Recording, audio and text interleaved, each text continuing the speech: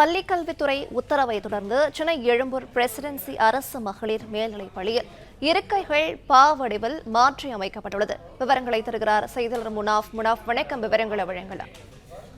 தமிழ்நாட்டில் உள்ள அனைத்து பள்ளிகளிலும் வடிவில் இருக்கைகளை அமைக்க வேண்டும் என பள்ளிக்கல்வித்துறை உத்தரவிட்டிருந்த நிலையில சென்னை எழும்பூரில் உள்ள பிரசிடென்சி அரசு மாநில மகளிர் மேல்நிலைப் பள்ளியில் வடிவத்தில் இருக்கைகள் அமைக்கப்பட்டு மாணவிகள் தற்போது பாடத்தை கற்பித்து வருகின்றனர்.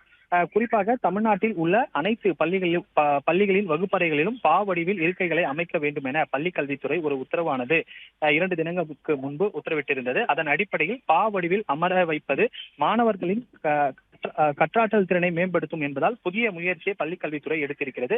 வரும் நாட்களில் பள்ளிகளில் உள்ள வகுப்பறைகள் கடைசி பெஞ்ச் என்பதே இருக்காது என்ற அடிப்படையில் வடிவில் அனைத்து பள்ளிகளிலும் இருக்கைகள் அமைக்க வேண்டும் என்று பள்ளிக்கல்வித்துறை சார்பில் உத்தரவிடப்பட்டிருந்தது.